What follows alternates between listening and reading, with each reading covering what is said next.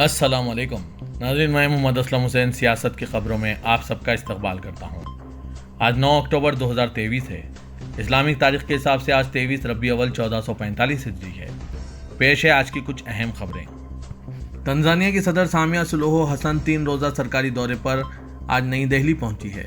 सदर का ओहदा संभालने के बाद और 8 साल बाद तंजानिया के सदर का ये इनका पहला हिंदुस्तान का दौरा है। चीन के अब इस अफ्रीकी मुल्क के साथ फौजी और इक़्तिसादी ताल्लुकात है जो तारीखी तौर पर हिंदुस्तान के करीब है। चीन के चुंगल से निकलने के लिए बेचैन हिंदुस्तान तंजानिया के साथ इक़्तिसादी और दिफाई मुआहदों पर दस्तखत करके करीबी ताल्लुकात इस्तेवाल करने की कोशिश कर रहा है।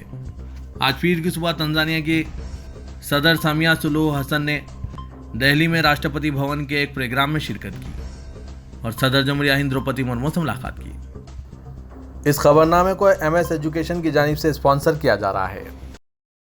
MS Hifz Academy offers a 2-year course for primary school students that combines Hifz Quran and modern education. Learn from trained ulama and huffaz under the supervision of reputed scholars. So far, 300 students have successfully memorized the Quran with MS Hifz Academy. MS Hifz Academy, the perfect foundation. National conference के नायब सदर उमर अब्दुल्ला ने लद्दाख खुद मुख्तार पहाड़ी तरक्याती council Kargil इंतखाबात में Congress national conference इत्तेहाद की जीत के बाद कांग्रेस पार्टी के तई इजहार तशक्कुर किया। उमर अब्दुल्ला ने यह भी कहा कि यह इंतखाबात भारतीय जनता पार्टी के लिए वेकअप कॉल होगा। बीजेपी को आज कारगिल में कांग्रेस और नेशनल कांग्रेस इत्तेहाद के हाथों जबरदस्त शिकस्त का सामना करना पड़ा। कांग्रेस पार्टी के साथ हमारे मजबूत इत्तेहाद के जश्न में जम्मू कश्मीर नेशनल कॉन्फ्रेंस लद्दाख खुद मुख्तार पहाड़ी तरक्याती कौंसिल कारगिल इंतखाबात में अपनी जीत का ऐलान करते हुए बहुत खुशी हुई है। उन्होंने सोशल मीडिया प्लेटफॉर्म X पर पोस्ट करते हुए ये बात कही। तमिलनाडु कानून साज असेंबली का इजलास आज पीर को शुरू हुआ और AIADMK के बीजेपी से इत्तेहाद टूटने के बाद यह पहला इजलास है। AIADMK के पास 66 जबकि बीजेपी के 4 MLA हैं। बीजेपी ने AIMDA की मकबूलियत के बलबूते पर 2021 के असेंबली इंतखाबात में ये सीटें जीती है और अब देखना यह है कि तकसीम के बाद AIADMK ऐवान में बीजेपी के बारे में क्या रद्दमल जाहिर करती है। तौक़्क़े है कि इस इजलास में कर्नाटक के साथ कावेरी के पानी के मसले पर तफसीली तबादला ख्याल किया जाएगा। व्हाइटफील्ड से बेंगलुरु सेंट्रल बिजनेस डिस्ट्रिक्ट और इससे आगे मेट्रो के जरिए सफ़र करने के लिए रिहायशियों का तवील इंतज़ार बिला आखिर आज पीर को ख़त्म हो चुका है, जब शहर में 2 नए हिस्सों पर ट्रेन सर्विस शुरू हो गई है। 363 करोड़ 48 लाख रुपए की लागत से तामीर की गई purple line metro extension service का कृष्णा राजापुरा से बायनापल्ली के दरमियान शुरू हुई है। ये लाइन व्हाइटफील्ड के अहम रिहायशी इलाकों को बेंगलुरु के मरकजी कारोबारी अजला से भी जोड़ती है। हिंदुस्तानी रियासत केरला की खातून जो इजराइल में है, इजराइल और हमास के दरमियान जारी तनाज़े में जख्मी हो गई। इसके अहल खाना के मुताबिक शिजा आनंद 41 साल जो इजराइल में खानदान के लिए काम कर रही थी, रॉकेट हमले में जख्मी हो गई। आनंद ने इजराइल में हमला शुरू होने के बाद अपने खानदान से रब्ता किया और इन्हें बताया कि वो महफूज हैं।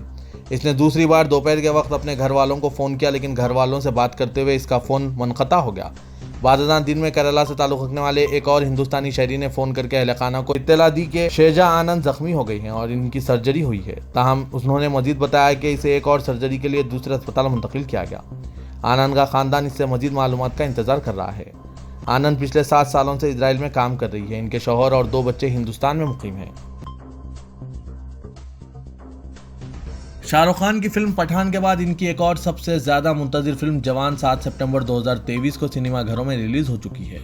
शाहरुख खान की फिल्म जवान बॉक्स ऑफिस पर रिकॉर्ड तोड़ रही है। पठान के बाद जवान भी रोज़ नई एक तारीख रकम कर रही है। जवान ने एक माह में दुनिया भर में 1103 करोड़ रुपए की कमाई की है। उधर शाहरुख खान के हवाले से एक बड़ी खबर सामने आई है। शाहरुख खान को फिल्म पठान की शूटिंग के दौरान धमकियां मिली थी, जिसके बाद अब महाराष्ट्र हुकूमत ने बॉलीवुड के किंग खान की सिक्योरिटी के लिए सख्त इकदाम किए हैं।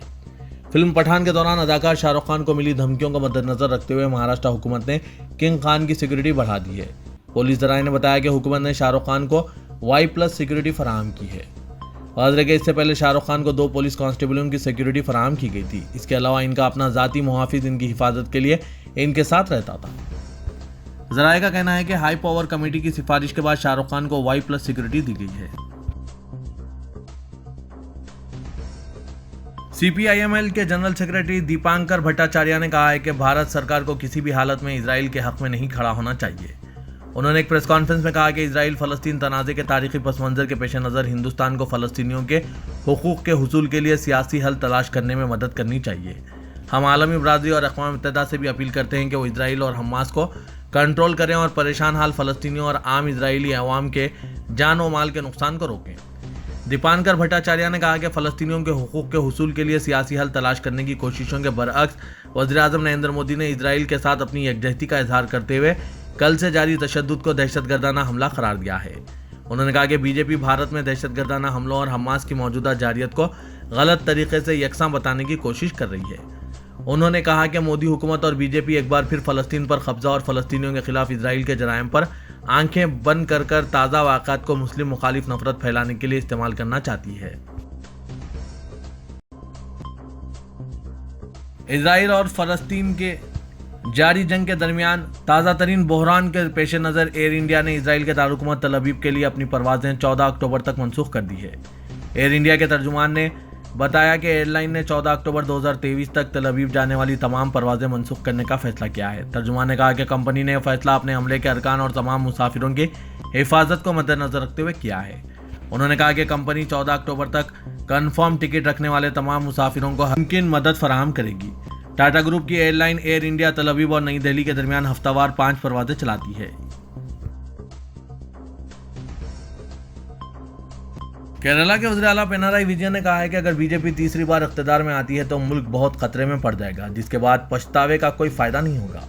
मुल्क में गाय खाने की वजह से एक कम्युनिटी को मुल्क दुश्मन के तौर पर पेश किया जा रहा है, जिसकी बुनियाद पर फिरक़ेवाराना तशद्दुद हो रहा है।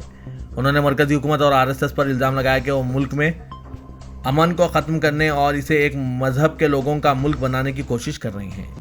केरला के वज़ीर आला ने कहा कि मुल्क के हर शहरी को आइन में मसावी हुकूक हासिल है, बिला लिहाज मजहब, ज़ात पात या नस्ल, लेकिन इसे बदला जा रहा है, जिसकी वजह से अक़लियती बरादरी के लोगों में खौफ व हर्रास पाया जा रहा है। हमास के गज़बनाक हमलों में मरने वाले इजरायलियों की तादाद 700 से तजावीज़ कर गई है, जबकि गाज़ा में इजराइल ने हमास के ठिकानों और दूसरे मुकामात पर बमबारी जारी रखे हुए हैं और फ़लस्तीन में भी कई अफराद अपनी जानें गंवा चुके हैं। इस दौरान इस अचानक टकराव में उस वक्त एक नया मोड़ आ गया जब लेबनान से हिजबुल्लाह ने शुमाली इजराइल के बाज़ ठिकानों पर हमला कर दिया। इजरायली काबीना ने हालत जंग का ऐलान किया है। साहली पट्टी पर इजरायली हमलों में जांबाग फ़लस्तीनियों की तादाद 380 से ज़ायद हो चुकी है। जनूबी इजराइल में कई मुकामात पर फ़लस्तीनी मुजाहिदीन और इजरायली अफवाज के दरमियान लड़ाई हो रही है। हिजबुल्लाह ने लेबनान से मकबूजा इलाके शीबा फाउंस में आटर हमले करने की जिम्मेदारी कबूल की है। इजराइल ने इदा किया है कि इसने हिजबुल्लाह के इन हमलों का जवाब दिया। इस खुसूस में अमेरिका ने कहा कि हमास के हमलों का मकसद सऊदी इजराइल ताल्लुकात को पटरी से उतारना है। तेलंगाना में असेंबली इंतखाबात के लिए कांग्रेस उम्मीदवारों के नामों को खतियत देने आज दिल्ली में कांग्रेस स्क्रीनिंग कमेटी का हंगामी इजलास मुनक़िद हुआ। सदर नशीन मुरलीधरन रुकने पार्लियामेंट की सदारत में मुनक़िदा इजलास में इंचार्ज तेलंगाना मानिकराव ठाकरे, सदर प्रदेश कांग्रेस त्रिवेंद्र रेड्डी, CLP लीडर भट्टी विक्रमार्का, मधु याचकी गौर और दीगर ने शिरकत की। ज़राए के मुताबिक कमेटी ने तकरीबन 60 ऐसे असेंबली हल्के जात के उम्मीदवारों के नामों को खतियत दे दी है जहां टिकट के लिए कोई इख्तिलाफ नहीं है। इन हल्कों से सिर्फ एक नाम को खतियत दी गई। तमाम 119 असेंबली हल्के जात के लिए नामों की तजावीज़ हाईकमान को पेश की जाएगी और उम्मीद है कि मंगल या चारशुम्बे को AICC इलेक्शन कमेटी का इजलास मुनक़िद होगा जिसमें नामों को मंजूरी दी जाएगी। हाईकमान की मंजूरी के बाद 2 मराहिल में फहरिस्त जारी की जाएगी। पुराने शहर हैदराबाद में इतवार की रात स्कूल की एक निसाबी किताब में गुस्ताखाना मवाद के खिलाफ एहतजाज के बाद कशीदगी फैल गई।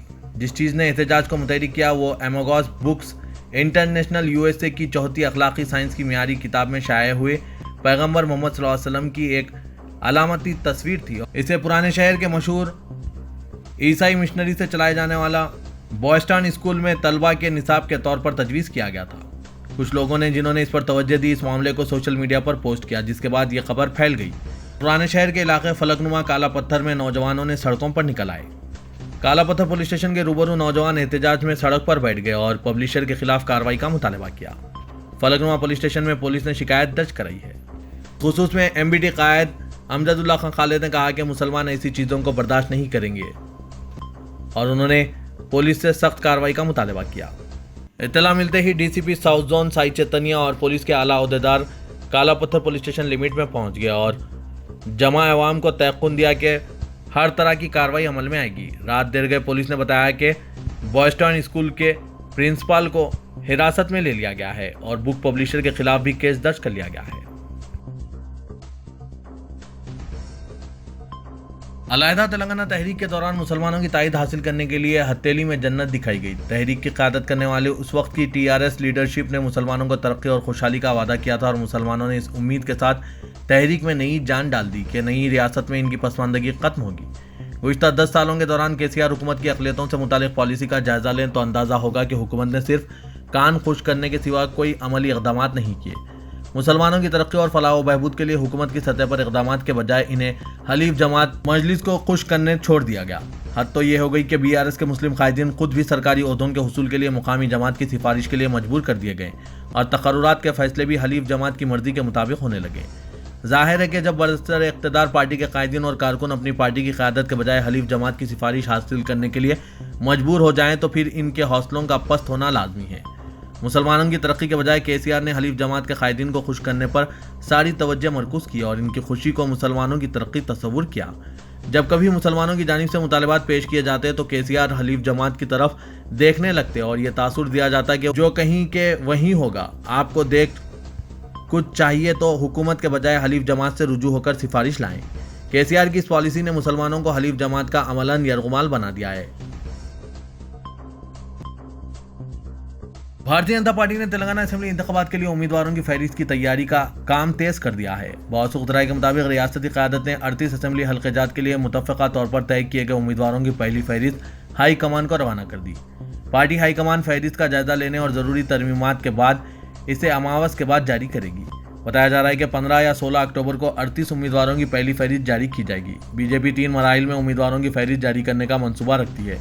बताया जाता है कि जिन 38 हल्क़ेजात के उम्मीदवारों के नामों को खतियत दी गई, इनमें जी किशन रेड्डी अंबरपेट से, बंडारू विजय लक्ष्मी मुशीराबाद से, शशिधर रेड्डी सनत नगर से, रामचंद्र राव मलकाजगिरी से, CH रामचंद्र रेड्डी खैरताबाद, NVS प्रभाकर उपल विक्रमगौड़ गोशा महल से, जहां से मौजूदा रुकन असेंबली राजा सिंह है, वहां से विक्रमगौड़ को टिकट देने का इम्कान है और इस पर गौर किया जा रहा है।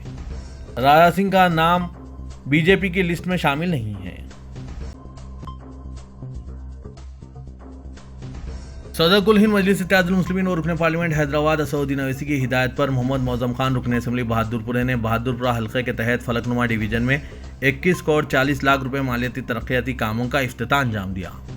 ये पहली बार नहीं है, इससे कल भी इस तरह के इफ्तिताह अंजाम दिए जा चुके हैं, लेकिन काम अभी तक अमल में नहीं आए हैं। ऐसा लग रहा है कि इलेक्शन के करीब फिर एक मरतबा इफ्तिताही काम अंजाम दिए जा रहे हैं। इस मौके पर मजलिस के रुकने कौंसल मिर्जा रहमत बेग कादरी, नुमाइंदा कॉर्पोरेटर फलकनुमा मोतीलाल नायक, कॉर्पोरेटर शास्त्रीपुरम मोहम्मद मुबीन, कॉर्पोरेटर दूधबोली मोहम्मद सलीम, कॉर्पोरेटर किशनबाग ख्वाजा मुबशिरुद्दीन हुसैनी पाशा और दूसरे मौजूद थे।